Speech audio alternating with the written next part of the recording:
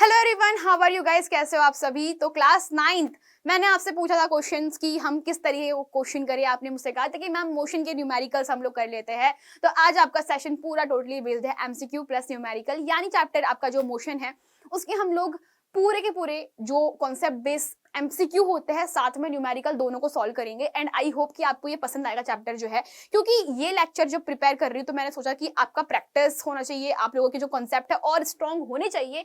इसीलिए जो क्वेश्चन है बड़े ही चुन चुन के मैंने लेकर आई हूँ। तो दैट्स वाई मैं आपको बोल रही हूँ कि यार ध्यान से पूरे के पूरे लेक्चर को शुरू से लेकर आखिरी तक देखना, और अगर अच्छा लगता है लेक्चर तो यार सब्सक्राइब करना तो बनता है ना। चलिए तो शुरुआत करते हैं आपके पास में सबसे पहले क्वेश्चन के साथ में। क्वेश्चन नंबर 1 आपके पास में एमसीक्यू बेस्ड। तो हमारे पास में क्वेश्चन है कि a particle is moving in a circular path of radius R, the displacement after half a circle would be. Question आपने पढ़ लिया, अब मुझे फटाफट से बताओ उसका आंसर क्या लिखोगे। क्या लिखोगे इसका आंसर?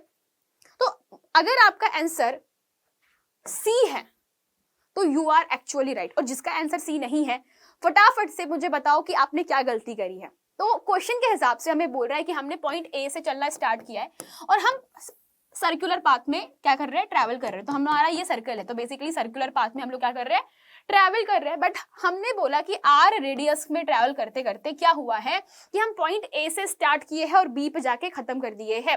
और बोल रहा है कि मिनिमम डिस्टेंस यानी कि डिस्प्लेसमेंट क्या है, minimum distance between A and B. तो वो क्या हो जाएगी आपके पास में, दिस इज आर, तो आर प्लस आर कितना हो जाएगा, 2r। तो ऑब्वियस सी बात है डिस्प्लेसमेंट क्या होता है, किन्हीं भी दो पॉइंट्स के बीच की minimum distance is your displacement, तो दैट इज डिस्प्लेसमेंट। तो हम लोग क्या बोलेंगे, आंसर विल बी 2r।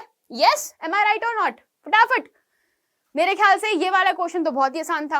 अगले क्वेश्चन पे बढ़ते हैं। नेक्स्ट वाला क्वेश्चन है कि a body is thrown vertically upward. तो हमने बोला कि हमने एक बॉडी को फेंका ऊपर, ठीक है, और बोल रहा है कि विथ वेलोसिटी u। तो u के साथ में हमने भेजा है, तो u is basically nothing but your initial velocity. u is what, your initial velocity. तो ये गया है, बोल रहा है कि द ग्रेटेस्ट हाइट h, तो ये h तक गया है। तो बोल रहा है कि इस h का वैल्यू क्या है। क्वेश्चन हमारे पास सिंपल सा है, अगर मैं किसी ऑब्जेक्ट को ऊपर फेंक रही हूं विद वेलोसिटी u और वो h डिस्टेंस तक जा रहा है, तो h का वैल्यू कैसे फाइंड आउट करोगे। देखो ये ऐसे क्वेश्चन एग्जाम में बहुत आने वाले हैं आप लोगों को, और ये बहुत ही लॉजिकल क्वेश्चन है, ज्यादा दिमाग लगाना नहीं है।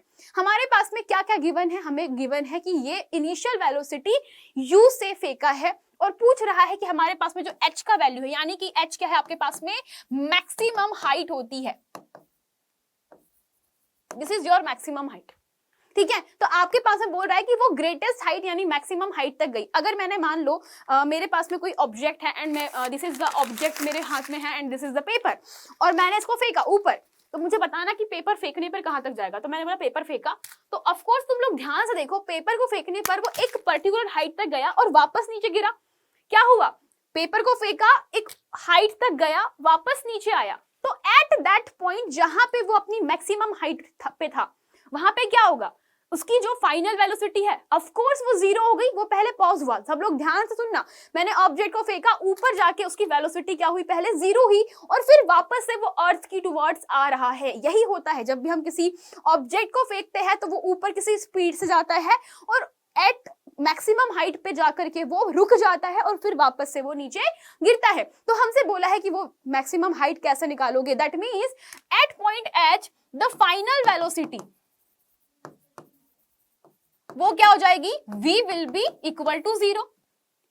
तो अब हमें क्या करना है, अब हमें करना है कि इन दोनों के बीच में हमें h का वैल्यू फाइंड आउट करना है। कैसे फाइंड आउट करोगे, क्वेश्चन तो बहुत सिंपल सा है। तो हम क्या करेंगे, हम लोग Newton's third law of motion का यूज करेंगे। So here third law of motion क्या होता है आपके पास में, वो होता है आपके पास में v square equal to U square plus 2as या v square minus U square plus equal to 2as। अब हमारे पास में प्रॉब्लम ये है कि मैम हम लोग न्यूटन्स की थर्ड लॉ ही क्यों यूज कर रहे हैं। ये क्वेश्चन बहुत प्यारा क्वेश्चन है, क्योंकि हमें क्वेश्चन के हिसाब से ना ही टाइम, हमें कहीं टाइम का जिक्र किया गया है। इस क्वेश्चन में आप पूरा पढ़ो, क्या कहीं पे टाइम का जिक्र किया गया है, नहीं, हमें टाइम का जिक्र नहीं किया गया है। तो पूरे थर्ड इक्वेशन ऑफ मोशन में एक ही ऐसा इक्वेशन है जिसमें टाइम नहीं होता, और वो है आपके पास में थर्ड लॉ ऑफ मोशन। तो दैट्स वाई हमें इसका यूज करना पड़ रहा है। अगर टाइम होता तो हम लोग second equation of motion use करते, है ना, बट टाइम है क्या, नहीं है, तो हमारे पास में कौन सा बचा option, third law of equation. तो इसके हिसाब से V square equal to U square plus 2as होता है और हमें s का ही वैल्यू निकालना है। तो दैट मीन्स हम लोग यहाँ पे क्या करेंगे, वैल्यू फाइंड आउट करेंगे। सो बेसिकली नथिंग, हमें s विल बी क्या मिल जाएगा आपके पास में, इट विल बी आपके पास में V square minus U square by 2a, am I right.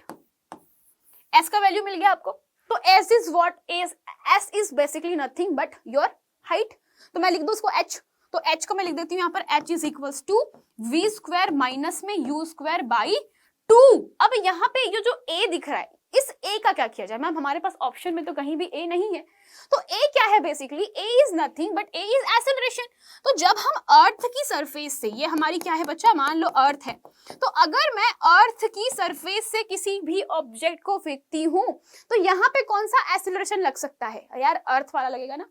तो ऑफ कोर्स हमारे अर्थ के सरफेस से जब भी किसी चीज को हम लोग फेंकते हैं तो यहाँ पे एक ही एक्सेलरेशन वर्क करता है, and that is your gravitational acceleration.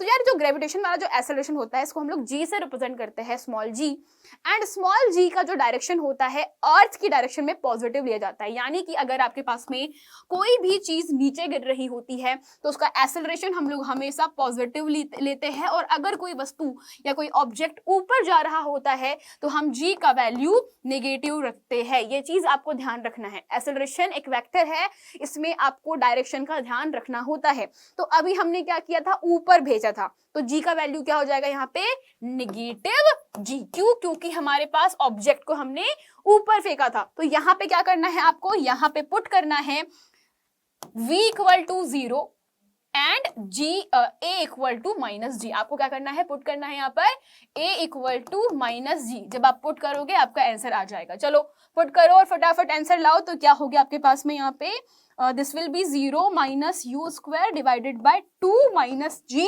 Solve करने पर क्या हो जाएगा, u स्क्वायर बाय 2g। तो जिन स्टूडेंट का आ चुका था, वेल डन गाइस, आपने बिल्कुल सही किया। तो ये आंसर होगा हमारे पास में option number B, u square by 2g।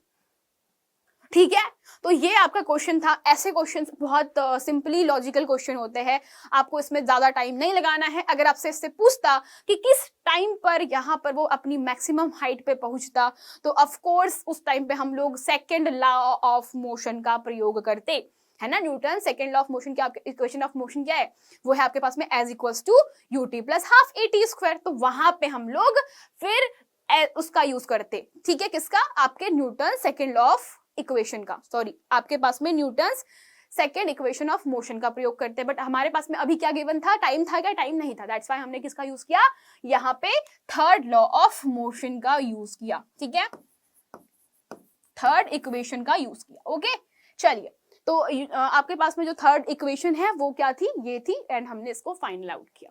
चलो अब हम बढ़ते हैं आगे अगले क्वेश्चन पे। क्वेश्चन पढ़ो फटाफट, इसका कमेंट सेक्शन में आंसर दो, और मुझे हर एक बच्चे का प्रॉपर इक्वल एफर्ट चाहिए। क्वेश्चन है the numerical ratio of displacement to distance for a moving object is. ये भी कोई क्वेश्चन है, बोल रहा है न्यूमेरिकल रेशियो ऑफ डिस्प्लेसमेंट, ठीक है। अगर मैं डिस्प्लेसमेंट को s से रिप्रेजेंट करती हूँ और डिस्टेंस को मैं d से रिप्रेजेंट करती हूँ, तो मुझे बताइए कि दोनों का रेशो क्या हो सकता है। तो मैं यहाँ पर लिख देती हूँ एक रेशो, ठीक है। तो basically the ratio will be displacement to distance, ठीक है। यानी कि हम लोग यहाँ पे क्या लिख रहे हैं, यहाँ पर लिख रहे हैं d और ऊपर लिख रहे हैं s, और दोनों का रेशो तो क्या हो सकता है, इसमें सही क्या होगा, always less than 1, always equal to 1, always more than 1, always equal or less than 1। फटाफट बताओ मुझे कि क्या हो सकता है। तो आप सभी जानते हो डिस्प्लेसमेंट क्या है, बेसिकली नथिंग बट इनिशियल और आपके फाइनल पॉइंट, यानी स्टार्टिंग और फाइनल पॉइंट के बीच का मिनिमम डिस्टेंस होता है वो। डिस्प्लेसमेंट इज नथिंग, मैंने आपको पहले भी बताया है, पॉइंट मान लो यहाँ पे A है, तो आपके पास ऑब्जेक्ट ऐसे घूम फिर के मान लो यहाँ पे पॉइंट B तक पहुंचता है, तो what is the displacement between them, तो डिस्प्लेसमेंट ये हो जाएगा, this is the minimum distance, this is your displacement, है ना। या अगर मैं इसको डायरेक्शन के साथ में बताऊं तो मान लो ये मेरे पास में पॉइंट ए था, पॉइंट ए से आपका जो ऑब्जेक्ट है वो किधर भी घुमा फर्क नहीं पड़ता, अगर वो यहाँ पर पहुंचा है तो अब आपके बीच में इन दोनों के बीच का जो मिनिमम डिस्टेंस है दैट इज योर डिस्प्लेसमेंट। तो बेसिकली डिस्प्लेसमेंट आप सभी समझ रहे हो कि या तो इक्वल होगा या तो क्या होगा, हमेशा डिस्टेंस से कम होगा। This is your actual distance, जो येलो कलर में है वो क्या है, डिस्टेंस है, and between A and be what is, this is displacement, this is your S, this is your D. Same ये आपके पास में क्या है, this is your D and this is your S. तो यहाँ पे हमने क्या सीखा, या तो डिस्टेंस, मान लो अगर मैं यहाँ पर इस पोजीशन पे पॉइंट ए से बी तक गई और यहाँ पे दोनों के बीच का जो डिस्टेंस है वो 1 मीटर है, तो इस पोजीशन में, इस सिचुएशन में आपके पास में जो डिस्प्लेसमेंट है और आपका जो एस है दोनों इक्वल हो गए, यानी कि D will be equal to S. Yes, am I right. तो एट दैट मोमेंट हम जो रेशो निकालेंगे तो ये इक्वल टू 1 होगा, बट फॉर दिस पोजीशन ये हमेशा क्या होगा, लेस देन 1 होगा। ऑफ कोर्स आपका जो न्यूमरेटर है अगर वो बड़ा होता है तो यहाँ पे रेशो का वैल्यू बड़ा होगा, बट एक्चुअली में ये कभी भी बड़ा नहीं हो सकता। डिस्प्लेसमेंट कभी भी डिस्टेंस से बड़ा होगा क्या, नहीं, वो हमेशा छोटा होता है और यहाँ पे आपका डिनोमिनेटर बड़ा रहेगा। दैट मीन्स आपका ये जो वैल्यू है वो ऑलवेज आपको लेस देन 1 मिलेगा। वो क्या मिलेगा आपको, लेस देन 1 मिलेगा या इक्वल टू 1 मिलेगा। So of course numerical ratio of displacement to distance for an object will be always equal or less than 1, या तो 1 मिलेगा या 1 से कम मिलेगा। ओके, चलो on the next question. If the displacement of an object is proportional to square of time, okay, that means मेरे पास में ये रहा displacement और बोल रहा है of an object is proportional to square of time, then the object moves with uniform velocity, जो कि possible नहीं है। यूनिफॉर्म वेलोसिटी क्यों पॉसिबल नहीं है, सब लोग समझना इस चीज को, क्योंकि हम जान रहे हैं कि अगर ये s सिंगल प्रोपोर्शनल होता है t के, तो इस केस में आपके पास में वेलोसिटी यूनिफॉर्म होती। कहने का मतलब क्या है, कहने का मतलब ये है कि अगर मैं यहाँ पे प्रोपोर्शनल कांस्टेंट को हटा दूं, अगर आप लोग देखो यहाँ पर, अगर मैं प्रोपोर्शनल के साइन को हटा दूं तो एक कांस्टेंट आएगा and that is what, that is your velocity. So s will be v into t आएगा, तो दैट इज शोइंग योर कि s के बटे में t जो है s upon t is equal to v, तो that is your what, that is your velocity and that means it is constant. ठीक है, तो सेम चीज अगर मैं यहाँ पर इस आपके पास में जो प्रोपोर्शनल साइन है इसको हटा दूं तो यहाँ पर मैं क्या लिखूंगी, सब लोग जान रहे हो, this will be your acceleration. Yes, यही होता है आपके पास में। तो s क्या है आपके पास में, s है आपका डिस्प्लेसमेंट। ठीक है, तो s को मैं समझ रही हूँ डिस्प्लेसमेंट है, and what is a is for acceleration and t square for time। तो हम सभी जानते हैं कि अगर मैं acceleration को v by t लिख सकती हूँ, that means मैं इसको s square by t से, sorry s by t square से भी लिख सकती हूँ। ये भी एक रिलेशन होता है, तो that means it will be your uniform acceleration.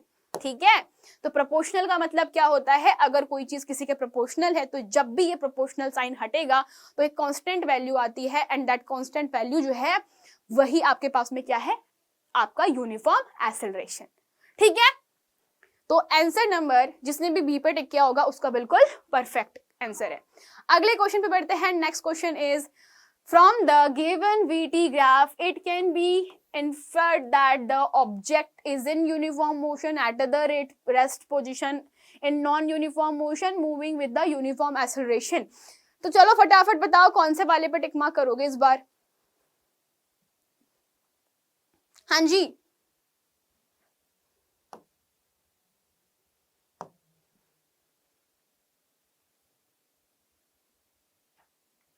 तो बताओ मुझे, from the given VT graph it can be inferred that the object is in what।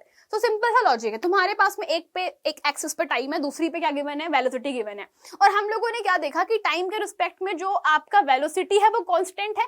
अगर यहाँ पे वेलोसिटी टाइम के रिस्पेक्ट में चेंज नहीं हो रहा, दैट मीन्स वेलोसिटी कांस्टेंट है। और हमने क्या सीखा है, जिस भी जगह पे आपकी वेलोसिटी कांस्टेंट होती है, वेलोसिटी क्या होती है आपके पास में, कांस्टेंट है, that means what, it will be your uniform motion, जहां एक्सेलरेशन जीरो होता है। यहाँ पे क्या होगा, यहाँ पे एक्सेलरेशन जीरो होगा। क्यों, क्योंकि वेलोसिटी चेंज हो रही है क्या, नहीं। और एक्सेलरेशन क्या होता है, a is what, a is change in speed या change in velocity divided by time, है ना।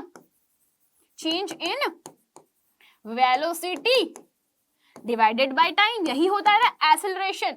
अगर चेंज ही नहीं हो रहा है वेलोसिटी में तो एक्सेलरेशन क्या हो जाएगा, zero.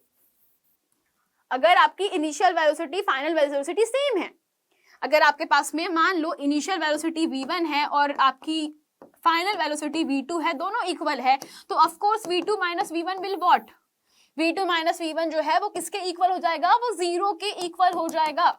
That means acceleration zero है। तो जब भी एक्सेलरेशन जीरो होगा तो ऑब्जेक्ट यूनिफॉर्म वेलोसिटी में, यूनिफॉर्म मोशन में होगा, और उसका मतलब क्या है कि एक जैसी वेलोसिटी से वो आगे बढ़ रहा है।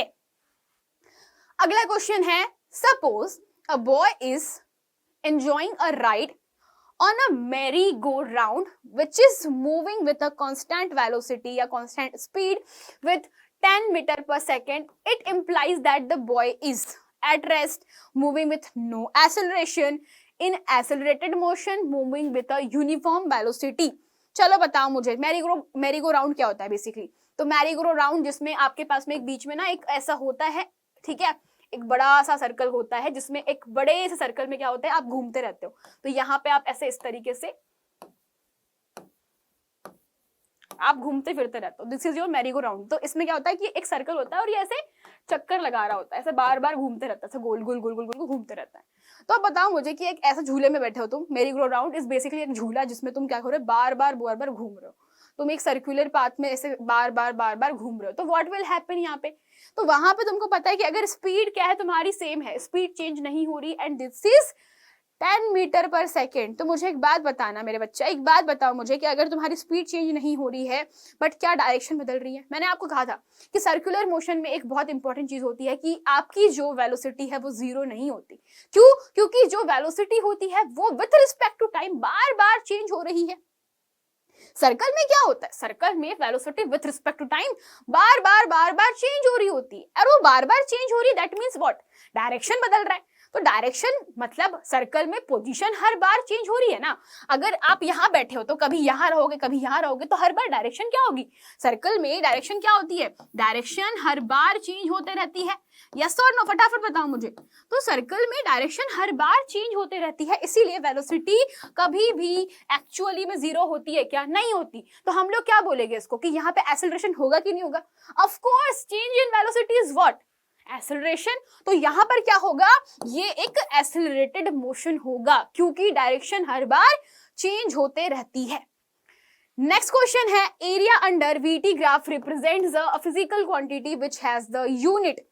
आपके पास में अगर एक वीटी ग्राफ है, वीटी मतलब कि आपके पास में ये वाला ग्राफ है जिसपे एक वाई एक्सिस पे आप क्या कर रहे हो, वेलोसिटी को रिप्रेजेंट कर रहे हो, और आपकी एक्स एक्सिस पे आप लोग टाइम को रिप्रेजेंट कर रहे हो। और जस्ट एज्यूम करो, जस्ट बताओ मुझे कि अगर मैंने बोला कि पॉइंट ए ये रहा पॉइंट बी, तो इस पॉइंट के बीच का जो आपका कर्व होता है ना, तो हम लोग बोल रहे हैं कि यहाँ पर कि एरिया अंडर वीटी ग्राफ, यानी कि अगर मैं बोलूं कि ये जो एरिया है from point A to B, अगर मैं इस एरिया की बात कर रही हूँ जिसको मैंने क्या कर दिया, शेड कर दिया है, तो मुझे बताइए कि ये एरिया किसको रिप्रेजेंट करता है, फटाफट बताओ मुझे।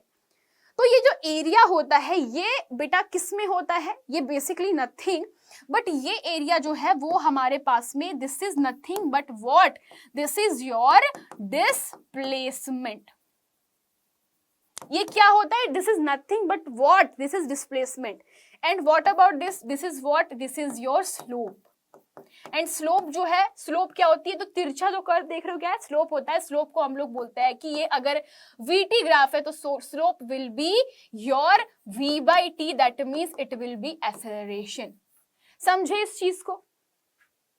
तो यहाँ पे जो डिस्प्लेसमेंट है वो हमारे पास में एरिया अंडर द कर्व बोलते हैं इसको, या area under the VT graph. तो ये रिप्रेजेंट करता है आपके पास में टोटल डिस्टेंस को, डिस्टेंस या टोटल डिस्प्लेसमेंट को। तो अब मुझे बताओ कि डिस्प्लेसमेंट का यूनिट क्या होता है, मीटर। तो हमारा आंसर क्या होगा, option number B. Next question है, 4 cars A, B, C and D are moving on the levelled road, ठीक है। Their distance versus time graph are shown in this figure, choose the correct statement about them. Car A is faster than car D, car B is slowest, car D is faster than car C and car C is the slowest. तो मुझे बताइए which will be the correct answer, फटाफट बताओ मुझे। तुम्हारे पास में एक जैसे तुम्हारे पास में 4 कार गिवन है, 4 cars are given, now tell me what will be the answer. तो सब लोग एक ध्यान से चीज को समझने की कोशिश करना, सब लोग एक चीज को बहुत ध्यान से समझने की कोशिश करना। मैं इसको यहाँ पे नीचे खींच दे रही हूँ, ठीक है। That means this is time, ठीक है। जस्ट समझ लो इसको 10 सेकेंड समझ लो, 10 सेकेंड क्या 10 मिनट समझ लो इसको। टाइम जो है सेकेंड में 10 सेकेंड मान लो इसको, ठीक है। एस इज 10 सेकेंड, जो आपके पास में ये है इसको 20 मान लो, इसको 30 मान लो, इसको 40 मान लो, ठीक है।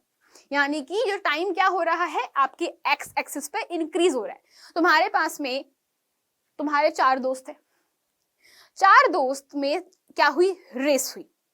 अब मुझे बताओ एक दोस्त जो है वो जिसके पास में कार बी है, ठीक है। ये क्या है, तुम्हारे पास में एक दोस्त है जिसके पास में कार बी नाम है उसका, और वो 40 सेकेंड में आपके पास में इतनी डिस्टेंस जहां पे आप बी देख रहे हो बेटा, जहां पर आप लोग बी को देख रहे हो, ये आपकी डिस्टेंस को कवर कर रहा है। सब लोग बताना मुझे, है ना, सब लोग बताना मुझे ये चीज को, जितने बच्चे देख रहे हैं फटाफट फटाफट फटाफट फटाफट, कि तुम्हारे पास में 4 कार है, 4 ABCD कार है, बी जो है वो डिस्टेंस जस्ट एज्यूम करो कि ये 50 है ना, 50 ये मान लो 60 70 और ये 80 है ना, मीटर में मान लो 50 60 70 एंड 80 है, ठीक है।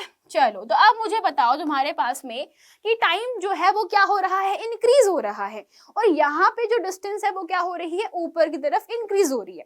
तो कार बी ने सबसे ज्यादा टाइम में सबसे कम डिस्टेंस तय की है, कार ए ने 60 मीटर की डिस्टेंस 30 सेकेंड में कवर अप करी है, कार डी ने 20 सेकेंड्स में 70 मीटर की डिस्टेंस कवर अप करी है, एंड कार सी जो है उसने 80 मीटर। तो विच कार इज फास्टेस्ट, तो जो सबसे कम टाइम में सबसे ज्यादा डिस्टेंस कवर करेगी, अगर चारों दोस्तों में रेस हो रही है और जिसने सबसे ज्यादा कम समय में सबसे फास्टेस्ट सबसे ज्यादा दूरी तय करी होगी, सबसे ज्यादा डिस्टेंस तय करी होगी, वही तो जीतेगा ना। तो C इज फास्टेस्ट, देन कौन है, then D, then A, then B, यानी B इज स्लोएस्ट। तो अब हमको सही आंसर चूज करना है। तो आपके पास में 4 आंसर है, car A is faster then car C, car D। तो क्या A फास्टर है, क्या A D से फास्टर नहीं है। Car B is the slowest, तो car B is the slowest, yes. तो ये ऑप्शन तो बिल्कुल सही है। Car D is faster than C, car D is faster, no no no no no no, and car C is the slowest, no, car C is the fastest. तो हमारा कौन सा आंसर सही है, ऑप्शन नंबर बी की car B is the slowest. Okay, चलो on the next question, slope of a velocity time graph gives. अभी बताया मैंने कि हम लोग अगर मान लीजिए वेलोसिटी टाइम ग्राफ बनाते हैं, ये आपके पास में v और ये है t।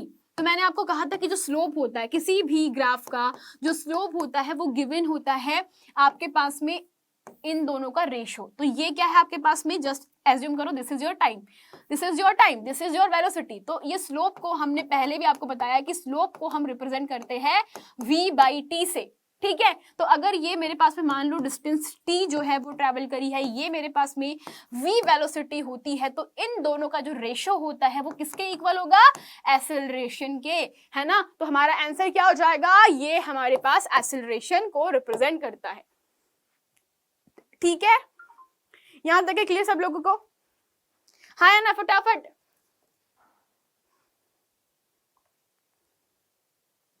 ओके,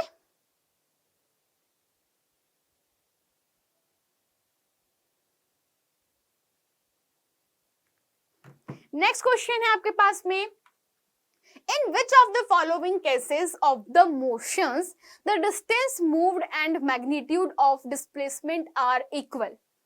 क्वेश्चन है कि in which of the following cases of motion the distance moved and the magnitude of displacement दोनों सेम हैं.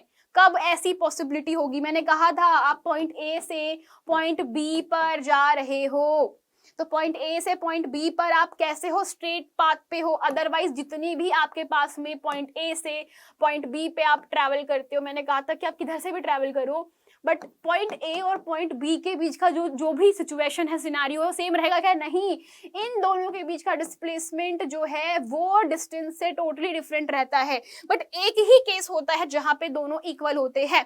तो ऑप्शन के हिसाब से if the car is moving on a straight road without changing it direction, if the car is moving on circular path, the pendulum is moving, ठीक है, and बोल रहा है कि go and fro, the earth is revolving around the sun. इन सभी situation में मुझे बताइएगा कौन सा सिचुएशन है जहां पर डिस्प्लेसमेंट जीरो या डिस्प्लेसमेंट का वैल्यू चेंज नहीं होगा. पॉइंट नंबर मैं नीचे से स्टार्ट करती हूँ. अर्थ इज रिवॉल्विंग, तो मान लो ये सन है और अर्थ रिवॉल्व कर रही है, तो मान लो ये अर्थ का इनिशियल पॉइंट है, तो भाई अर्थ इनिशियल पॉइंट पर वापस भी तो आती है. दैट मीन्स कि यहाँ पे डिस्प्लेसमेंट जीरो हो रहा है, तो ये आंसर गलत हो जाएगा. The pendulum is moving and go to and fro, तो पेंडुलम ऐसा होता है, तो दिस इज योर पेंडुलम. तो पेंडुलम जो है वो इस तरीके से ऐसे ऐसे ऐसे घूमता है, यानी कि पेंडुलम इज ऐसे, पेंडुलम इज लाइक ये रहा मैं, तो ऐसे ऐसे पेंडुलम घूमता है. तो यहाँ पर डिस्प्लेसमेंट अगर मान लो मैंने यहाँ से स्टार्ट किया पेंडुलम को, तो पेंडुलम यहाँ गया, फिर वापस गया, फिर वापस आया, तो यहाँ पर डिस्प्लेसमेंट जीरो हो रहा है, तो it is also not the right answer. If the car is moving in circular path, circular path है, फिर बताया मैंने सेम चीज, तो it is not a answer. बचा कौन सा? Car is moving on a straight line without changing its direction, यानी कि एक सिंपल सीधी एक बिल्कुल सड़क है जिसमें कोई भी डायरेक्शन चेंज नहीं हो रही है, वो सीधे जा रहे हैं, तो ऑफ कोर्स दैट मींस कि हमारे पास में डिस्टेंस एंड जो भी कवर्ड डिस्प्लेसमेंट होगा वो सेम रहेगा. यानी कि अगर मैंने 100 मीटर चला है तो दैट मींस मेरा ए और बी के बीच का डिस्टेंस एंड डिस्प्लेसमेंट इस केस में, इस सिनेरियो में सेम टू सेम रहेगा. अगला क्वेश्चन है a car starts from the rest and moves. Okay, so now these are the numerical question. These are some numerical question जिनके बारे में मैं आपसे बात कर रही थी. तो numerical question आपके सामने है. First question है a car starts from rest and moves along with x-axis without constant acceleration of 5 meter per second square for 8 seconds. If it then continues with constant velocity, what distance will the car cover in 12 seconds since it started from the rest? अब question बहुत ही simple सा है. बोल रहा है मेरे पास में कि जस्ट कार जो है वो क्या कर रही है, कांस्टेंट वेलोसिटी से, कांस्टेंट एक्सेलरेशन ए से स्टार्ट हो रही है फॉर 8 सेकेंड. समझो इस चीज को, हमारे पास में कार है, ठीक है, और उसका एक्सेलरेशन गिवन है. सबसे पहली चीज हमें क्या गिवन है? एक्सेलरेशन गिवन है. और फिर हमारे पास में क्या हो गया? If it then continues with constant velocity, जहां पे वेलोसिटी चेंज नहीं हो रही है, हमें सबसे पहले क्या करना पड़ेगा? वेलोसिटी फाइंड करना है. तो बोल रहा है what distance will the car cover in 12 seconds started from the rest. मान लो तुम्हारे पास में जो इनिशियल वेलोसिटी है वो u है. हमने क्या बोला? मैंने बोला just assume initial velocity is u, तो आप लोग लिखोगे and u is what? u is nothing but u कहां से स्टार्ट हो रहा है? वो रेस्ट पोजीशन से स्टार्ट हो रहा है. तो जब भी कोई कार, मान लो पॉइंट ए से, मतलब यहाँ पे मैं थोड़ा सा एक डायग्राम बना देती हूँ. मान लो आपकी कार पॉइंट ए से चलना शुरू करती है एंड मैं बोल रही हूँ कि पॉइंट ए से पॉइंट बी तक जा रही है, तो स्टार्टिंग में वो क्या थी? वो रेस्ट पर है, रेस्ट पोजीशन में है, यानी वो रुकी हुई है, वो चल ही नहीं रही है. और फिर मुझे बताओ कि जो इनिशियल वेलोसिटी है वो क्या रहेगी at the rest position? Initial velocity क्या होगी? u will be what? u will be 0 और नॉट. अरे तुम रुके हुए, तुम्हारी वेलोसिटी क्या होगी? 0. तो हमारी जो कार की वेलोसिटी है वो क्या हो जाएगी? 0. और अब बोल रहा है कि जैसे ही वो 0 से धीरे धीरे क्या हो रहा है, हमारे पास में वेलोसिटी इंक्रीज हो रहा है.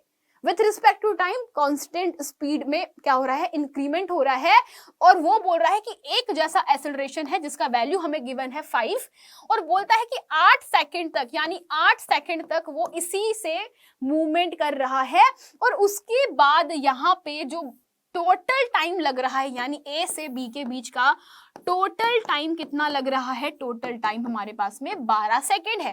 तो ए और बी के बीच का जो टोटल डिस्टेंस है वो हमें कवर करना है। अब क्वेश्चन के हिसाब से, अब सब लोग समझना इस चीज को, तुम्हारे घर से निकले हो, तुम किसी पॉइंट बी पे जा रहे हो, तुमको नहीं पता वो पॉइंट कहाँ है, तुम पॉइंट बी पे जा रहे हो, तुमने इनिशियल वेलोसिटी तुम्हारी 0 मान ली, और तुम अब कांस्टेंट एक्सेलरेशन से आगे बढ़ रहे हो, दैट मींस तुम्हारी टाइम के रिस्पेक्ट में वेलोसिटी बढ़ रही है। सबसे पहला काम क्या है हमारे पास में, सबसे पहला काम है हमें पता लगाना कि एक्चुअली में 8 सेकंड में कितना डिस्टेंस कवर हुआ है।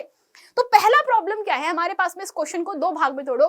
पहला आपका भाग है कि यार हमको अगर 8 सेकंड के अंदर की वेलोसिटी मिल जाती है, या 8 सेकंड के अंदर की अगर हमको डिस्टेंस मिल जाती है, तो हम इजीली इसका 12 सेकंड में टोटल डिस्टेंस कवर को निकाल सकते हैं, हाँ या ना।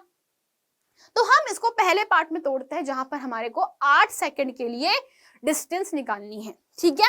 चलो, तो सबसे पहला काम क्या करेंगे, हमारे पास में u गिवन है, u इज योर 0, हमें a का वैल्यू गिवन है and that is your 5 metre per second square, time t1 मान लो for 8 second, that means it is your 8 second.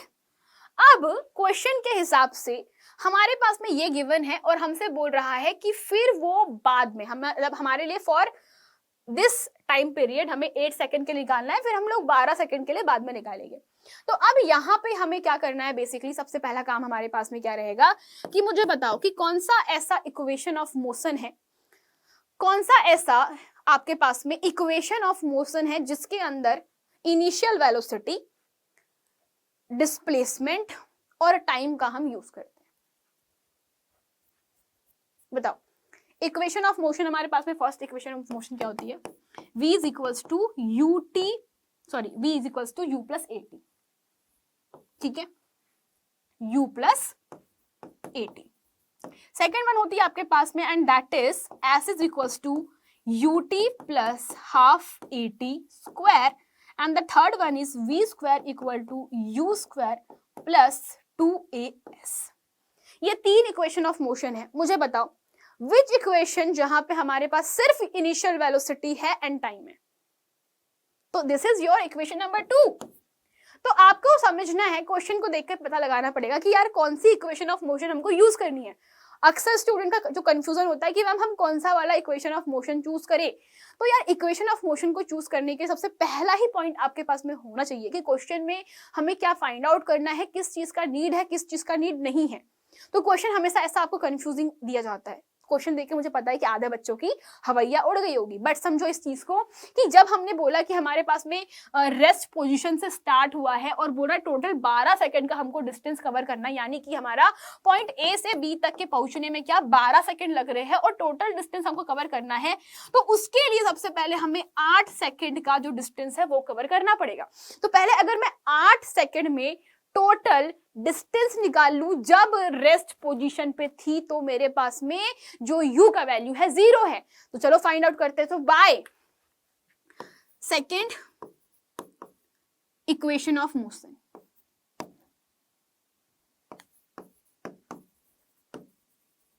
क्या हो जाएगा, तो सेकेंड इक्वेशन ऑफ मोशन क्या होती है आपके पास में, s is equals to ut plus half at square.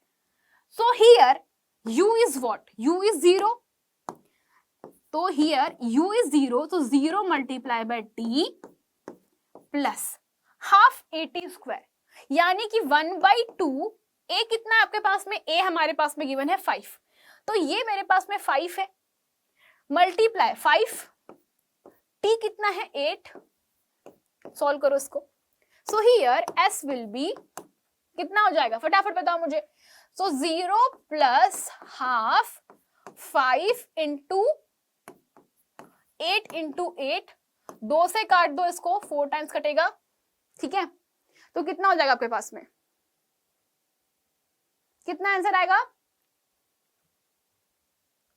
4 पंचो 20, मतलब 5 4 जा 20, 20 मल्टीप्लाई बाय 8, तो S विल बी 160 मीटर्स। सबका आया? क्या किया मैंने बच्चा? मैंने कुछ नहीं किया, रेस्ट पोजीशन पे थी, मैंने मान लिया कि इनिशियल वेलोसिटी u का वैल्यू 0 है। मुझे पहले 8 सेकंड के लिए मुझे पता है कि स्टार्टिंग के जो 8 सेकंड है इसके लिए एक्सेलरेशन गिवन है। सब लोग देखो, मुझे पता है कि यार जो 8 सेकंड है उसका एक्सेलरेशन मेरे को पता है, और वो है कितना, 5 मीटर पर सेकंड स्क्वायर। मुझे पता है कि मेरे पास में जो ए है उसका वैल्यू कितना है, 5 मीटर पर सेकेंड का स्क्वायर। तो मैं पहले 8 सेकेंड के लिए जो डिस्टेंस है वो निकाल लूंगी, और फिर बाद में बचे कुछ जो 4 सेकेंड है उसका डिस्टेंस निकालूंगी। क्वेश्चन के हिसाब से यही है हमारे पास क्वेश्चन कि ए से बी तक के 12 सेकेंड टोटल लग रहे हैं। शुरू के 8 सेकेंड में वो 5 मीटर पर सेकेंड के कांस्टेंट एक्सेलरेशन से चल रहा है, और फिर वो उसके बाद उसकी कांस्टेंट वेलोसिटी से चल रहा है। तो अब हमारे पास में हमने क्या कर दिया, हम लोगों ने निकाल ली total distance for this distance is for only for 8 second, only for starting, only for शुरू के 8 सेकेंड, फॉर स्टार्टिंग 8 सेकेंड। ठीक है,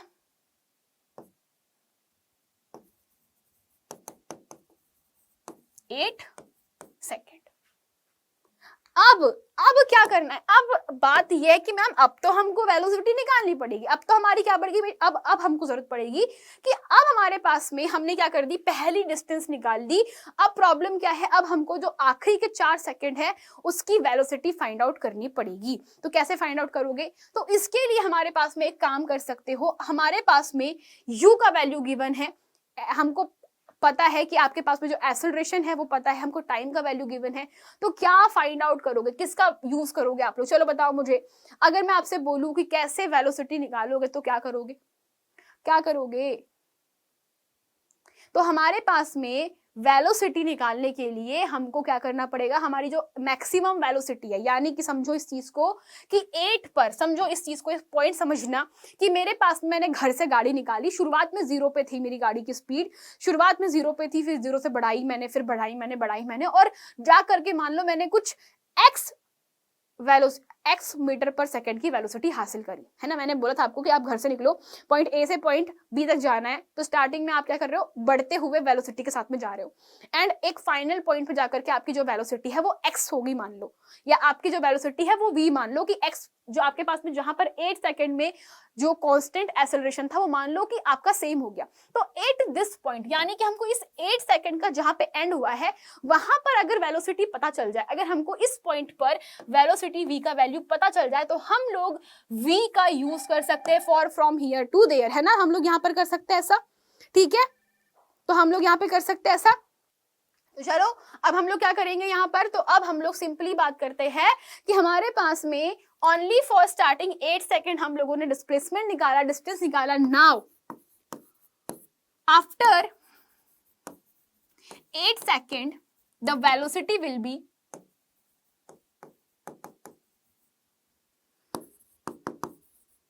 व्हाट, वेलोसिटी विल बी आपके पास में v is equals to u plus 80 से निकालोगे ना, तो एक्सेलरेशन हमको पता है, तो v क्या हो जाएगा आपके पास में, a का वैल्यू कितना होता है 5 होगा, t आपके पास में क्या हो जाएगा 8, कितना हो गया is equals to 40 metre per second.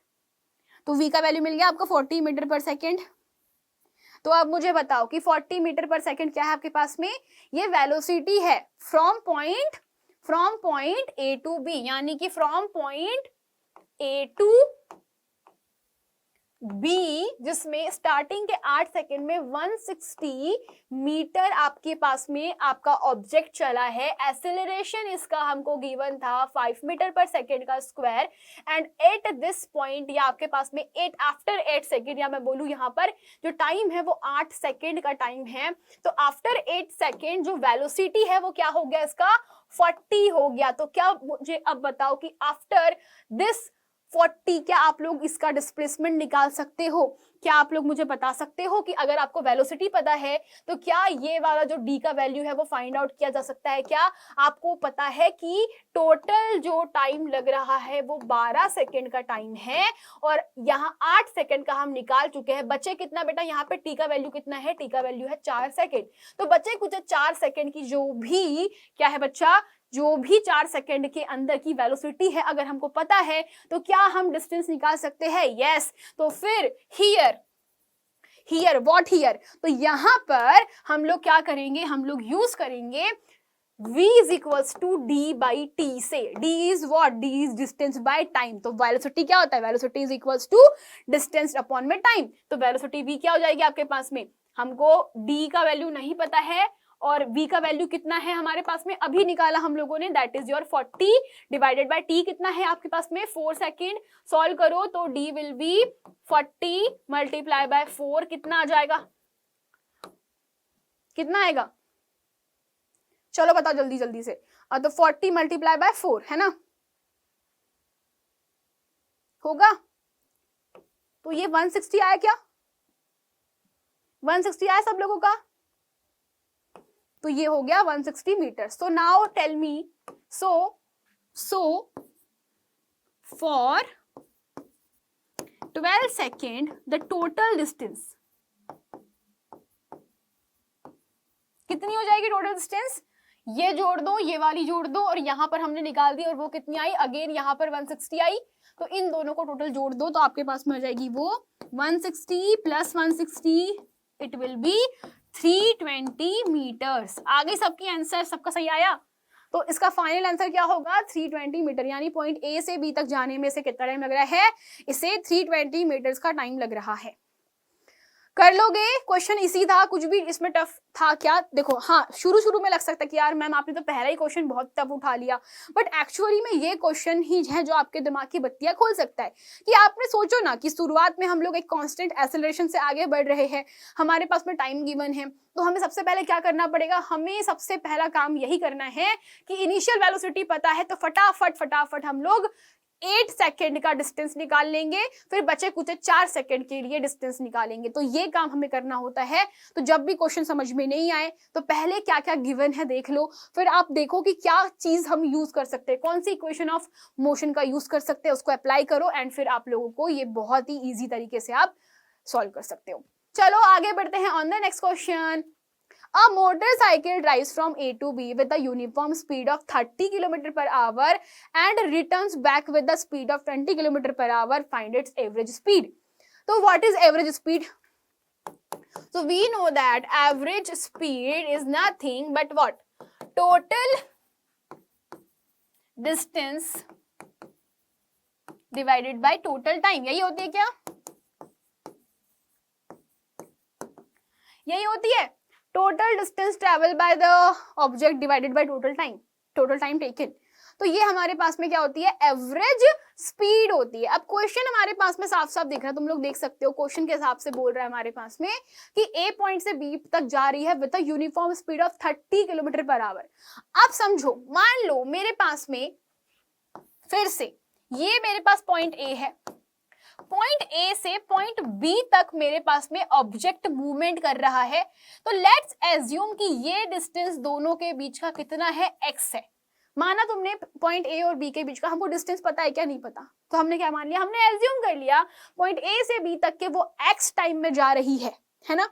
And साथ में एक और चीज हमने क्या बोला कि वो पॉइंट ए से बी तक x टाइम तक जाएगी। तो मुझे बताइए कि अगर वो ए से बी तक के x मीटर की डिस्टेंस ट्रैवल कर रही है तो b से a तक के कितना टाइम लगेगा? यानी a से b तक गई, b से a तक वापस आई, तो टोटल डिस्टेंस कितनी हो गई? तो टोटल डिस्टेंस ट्रैवल्ड कितनी हो जाएगी? x plus x, it will be 2x meters. हाँ कि नहीं? अगर तुम्हारे पास में A से B तक के वो x ट्रैवल किया है, B से A तक वापस आया है, तो अगर तुम घर से दुकान तक के 10 मीटर चले हो और फिर दुकान से घर वापस आए हैं तो टोटल डिस्टेंस कितनी हो जाएगी? 20 मीटर ना। तो वैसे ही क्या हो गई? 2x हो गई। तो अब क्वेश्चन के हिसाब से बोल रहा है हमारे पास में कि हमको तो पहले वाले की स्पीड दी है, यानी कि वो बोल रहा है A से B तक जाने के लिए अगर हम x डिस्टेंस ट्रैवल कर रहे हैं तो उसकी जो स्पीड है वो कितनी है? 30 किलोमीटर पर आवर। तो क्या मिसिंग है? क्या मिसिंग है यहाँ पर? चलो बताओ मुझे क्या मिसिंग है। क्या तुमको टाइम पता है कि ए से बी तक के वो कितने डिस्टेंस को कितने टाइम में ट्रैवल कर रहा है? हमको नहीं पता। तो what is missing here? Time is missing. तो जस्ट एज्यूम करो फॉर फ्रॉम गोइंग, तो हम लोग लिख सकते, एज्यूम कर लेते हैं कि from point A to B it will take time t1, so also from B to A it will take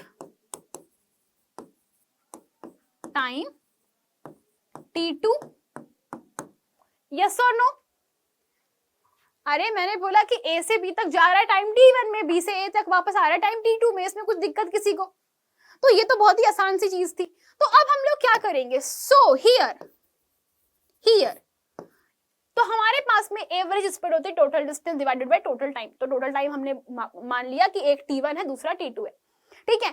तो अब हम लोग यहाँ पर क्या करेंगे, अब हम लोग यहाँ पर निकालते हैं बेसिकली एक्चुअली में कि यार हमारे पास में टोटल स्पीड गिवन है, सब बताओ मुझे स्पीड गिवन है, मुझे x का वैल्यू पता नहीं है, तो हमें क्या करना है, हमें तो एवरेज स्पीड फाइंड आउट करनी है। तो हमें सबसे पहले क्या करना पड़ेगा, टोटल डिस्टेंस निकालनी पड़ेगी, ठीक है। चलो फाइंड आउट करते हैं, कैसे, स्पीड गिवन है, स्पीड क्या होती है आपके पास में, तो पहले वाली की जो हमारे पास में हम लोग लिख सकते हैं यहाँ पर टोटल टाइम, तो टोटल टाइम टेकन हमको निकालना है। क्योंकि टोटल टाइम टेकन क्यों निकालना है, क्योंकि हमने मान लिया है कि डिस्टेंस x है, हमने मान लिया है डिस्टेंस x है, तो हम लोग क्या कर रहे हैं, टोटल टाइम निकालेंगे। टोटल टाइम क्या हो जाएगा आपके पास में, t1 प्लस t2, यही होगा ना। टोटल टाइम टेकन क्या हो जाएगा, t1 प्लस t2। तो हमारे पास में t1 का वैल्यू कैसे फाइंड आउट करोगे, चलो बताओ। तो t1 का डिस्टेंस फाइंड आउट करने के लिए क्या हम ऐसे यूज कर सकते हैं, क्या हम ऐसे लिख सकते हैं, so here for t1 by s1 equal to d1 by t1, here t1 will be s1 into d1। समझ में आया क्या किया मैंने, समझ में आया क्या किया? अरे मैंने t1 निकालना था, हमारे पास में स्पीड गिवन है, ठीक है। तो मैंने बोला कि from point A to B का जब हम लोग क्या कर रहे हैं, ट्रैवलिंग कर रहे हैं, हम लोग डिस्टेंस ट्रैवल कर रहे हैं, तो मैंने बोला कि यार पॉइंट A से B तक के हम लोग t1 टाइम में ट्रैवल कर रहे हैं, हमको स्पीड गिवन है, ठीक है, और हमको d1 नहीं पता, हमको डिस्टेंस नहीं पता। तो मैंने क्या बोला, मैंने ये बोला आप लोगों को कि t1 बराबर इसे लिख सकती हूँ मैं 30 मल्टीप्लाई बाय x। इसमें प्रॉब्लम है किसी को, इसमें किसी को प्रॉब्लम है, बताओ मुझे। मैं क्या लिख सकती हूँ यहाँ पर, मैं लिख सकती हूँ, सॉरी मेरे पास में क्या हो जाएगा, आपके पास में मैंने यहाँ पे उल्टा कुछ कर दिया क्या, मैंने उल्टा लिख दिया, सॉरी। तो यहाँ पे मेरे पास में s1 equal to d1 by t1, तो t1 is equals to d1 by s1, yes. तो यहाँ पे मैं क्या लिख सकती हूँ उसको, मैं इसको लिख सकती हूँ फ्रॉम दिस फॉर्मूला मुझे स्पीड गिवन है, मुझे पता है कि s कितना है 30 इज इक्वल टू, इसको लिख सकती हूँ x divided by t1।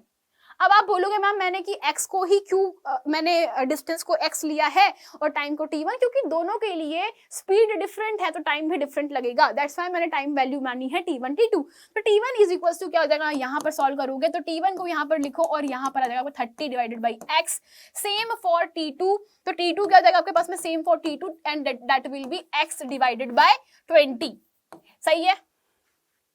So here again वापस से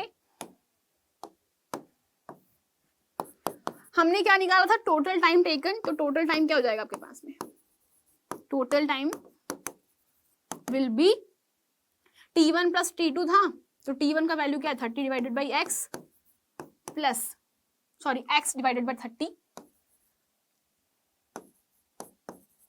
एंड x डिवाइडेड बाई 20। तो हमारे पास में जाएगा आपके पास में x divided by 30 x divided by 20, ठीक है यहाँ तक के।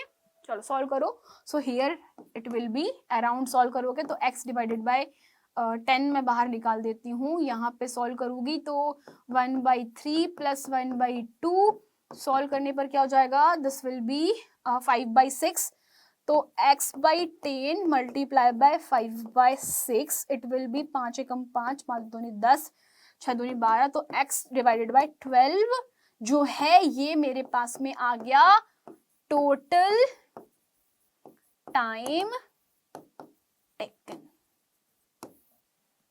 ओके, क्या मिल गया हमारे पास में, x डिवाइडेड बाय 12, ये हमारे पास में क्या है, टोटल टाइम टेकन हमको मिल चुका है। ओके, अब हमें क्या करना है, हमने टाइम निकाल लिया, अब हमारे पास में एवरेज स्पीड और वेलोसिटी का फॉर्मूला हमको पता है, बस हम लोग वैल्यूज पुट डाउन करेंगे तो हमारे पास में क्या हो जाएगा, average speed is nothing total distance divided by total time. तो क्या लिखोगे, टोटल डिस्टेंस कितनी थी, 2x थी, और टाइम कितना आपके पास में, टाइम था आपके पास में, मैंने अभी निकाला, क्या निकाला टाइम, तो टाइम हमारे पास में है x डिवाइडेड बाय 12, तो x से x कट गया, 12 ऊपर जाएगा तो यहाँ पे 2 मल्टीप्लाई बाय 12, तो कितना आंसर आएगा 12, चलो बताओ, तो इट विल बी 24 आपके पास में बच्चा किलोमीटर पर आवर, यही है ना 24 किलोमीटर पर आवर, तो हमारे पास में स्पीड क्या हो जाएगी 24 kilometre per hour. So here average speed is 24 kilometre per hour. Okay, तो ये हमारे पास में क्वेश्चन का आंसर है, और मुझे पता है बहुत सारे बच्चे यहाँ पे सीधा क्वेश्चन का आंसर सॉल्व कर रहे होंगे, बोलेंगे मैम 25 किलोमीटर पर आवर होगा, विच इज रॉन्ग। क्यों रॉन्ग है, क्योंकि यार दोनों तरफ आप समझो ना इस चीज को, हमारे पास में जब हम लोग यहाँ पे इस चीज को समझने की कोशिश करो कि जब हम लोग पॉइंट ए से पॉइंट बी तक जा रहे हैं तो एक तरफ हमको t1 टाइम लग रहा होगा, क्योंकि हमारे पास में जो स्पीड है वो कितनी है, s1 30 किलोमीटर पर आवर है, तो उसी पॉइंट पे B से A तक जाने में कितना लगेगा आपको, S2 टाइम, S2 है जो कि 20 किलोमीटर पर आवर है। तो ऑफ कोर्स यहाँ पे स्पीड डिफरेंट कर रही है, जबकि यहाँ पे क्या सेम है, डिस्टेंस चेंज हो रहा है, क्या डिस्टेंस चेंज नहीं हो रहा, डिस्टेंस तो सेम टू सेम है, डिस्टेंस तो x ही था पहले भी, अभी भी x है, तो यहाँ पे क्या हुआ, यहाँ पे दोनों के लिए जो स्पीड है वो डिफरेंट है, दैट्स व्हाई टाइम चेंज हो जाएगा, और टाइम अगर चेंज हो रहा है तो एवरेज स्पीड भी 25 किलोमीटर पर सेकेंड नहीं होती। अगर मान लो यहाँ पे S1 और S2 का वैल्यू सेम होता तो शायद हमारे पास क्वेश्चन का आंसर 25 ही होता, but that is different thing. ठीक है, चलो for the next question, the velocity time graph shows the motion of a cycle, find its acceleration, its velocity and the distance covered by the cyclist in 15 second. तो यार यहाँ पे velocity time graph जो है वो गलती से मैं छापना भूल गई। So basically that was the scene जहाँ से मैंने क्वेश्चन उठाया था, वो था हमारे पास में कि ये मान लीजिए आपके पास में वेलोसिटी टाइम ग्राफ है, this is your V graph. Question हमारे पास में है कि find its acceleration. Just assume करो कि मेरे पास में ये वेलोसिटी है मीटर पर सेकेंड में, ठीक है, तो 10, उसके बाद में यहाँ पे 20 मान लीजिए, यहाँ पे 30 मान लीजिए, टाइम हम लोग यहाँ पे ले लेते हैं 10, 15, 20 एंड यहाँ पे 5। ठीक है, चलो तो ये आपके पास में क्या है, वेलोसिटी टाइम ग्राफ है। अब मुझे फटाफट बताओ कि इसका एक्सेलरेशन क्या होगा। तो here question number 1, here v is constant, that means no change in v, so a will be। कोई क्वेश्चन नहीं, आगे बढ़ते हैं। Its velocity 20 metre per second. भाई पूरे ग्राफ में देखो एक ही स्पीड पे चल रहा है, वो एक ही वेलोसिटी है उसकी, क्या है 20 मीटर पर सेकेंड। चेंज हो रहा है क्या, नहीं, तो चेंज नहीं हो रहा तो हम लोग क्या बोलेंगे, छोड़ो इसको। Third one is your distance covered by the cyclist in 15 second. तो 15 सेकेंड कहां पर है, ये रहा हमारे पास में, ये रहा 15 सेकेंड, मैंने नीचे कर दिया, और हमसे बोला है कि डिस्टेंस कवर बाय दिस। चलो बताओ मुझे, तो एरिया अंडर द ग्राफ कैसे निकालोगे। तो यहाँ पर आपके पास में ये वाली डिस्टेंस है, this is your 20 and this is the 15। मुझे बताइए कैसे निकालोगे डिस्टेंस। तो अगर आपके पास में ये सोचो कि एक डब्बा है और ये डब्बा कैसा है, बिल्कुल एक शेप में है, रेक्टेंगल है, तो बताओ एक साइड है आपके पास में 15, दूसरी साइड है 20, कैसे निकालोगे। तो जब भी आपको एरिया अंडर द कर्व निकालना होता है तो आपको कई बार अलग अलग स्ट्रक्चर को फॉलो करना पड़ता है। तो यहाँ पे जो स्ट्रक्चर बन रहा है, दिस इज योर रेक्टेंगल। तो रेक्टेंगल के लिए जो हमारे पास में एरिया होता है वो क्या होगा, तो area is nothing but length multiply by height, या फिर लेंथ मल्टीप्लाई बाय विड्थ, है ना। तो L मल्टीप्लाई बाय W होता है। सो फ्रॉम हियर एल कितना है इसका, तो हमारा जो एल है वो कितना, हमने यहाँ पे बेसिकली वो 15 मल्टीप्लाई बाय 20 हो जाएगा, है ना। तो 20 मल्टीप्लाई बाय 15 आप इसको सॉल्व करोगे, कितना आएगा आपके पास में, तो ये है ना, कितना है, 300 मीटर्स। कितना आएगा आंसर, 300 मीटर। क्यों, क्योंकि यार वेलोसिटी हमारे पास में कांस्टेंट है, 15 सेकंड में निकालना था, मैंने आपको पहले भी बताया था। This area will going to show your total distance travel, ठीक है। तो ये आपके पास में आ गया टोटल डिस्टेंस ट्रैवल, ठीक है। तो दिस इज योर आंसर। तो ये था आपके पास में कुछ क्वेश्चंस, आई होप कि ये क्वेश्चंस आपको समझ में आए होंगे। तो जो भी क्वेश्चन हम लोगों ने न्यूमेरिकल में देखे हैं, थोड़े टफ क्वेश्चंस थे, थोड़े से लॉजिकल क्वेश्चंस थे। अगर आप सभी लोग चाहते हो कि मैम हमको और भी क्वेश्चंस करने हैं, तो हम लोग क्या करेंगे, हम लोग इसमें ऐसा कर सकते हैं कि और भी न्यूमेरिकल क्वेश्चन लगाएंगे। जो आपके बुक के एनसीईआरटी के क्वेश्चन है उसको भी आप सॉल्व करने की कोशिश कीजिए, और जितना सॉल्व करोगे उतने आसानी से आपके क्वेश्चन जो है सॉल्व हो जाएंगे, ठीक है। तो that's it for today guys, thank you so much. Okay, चलिए तब तक के लिए टेक केयर।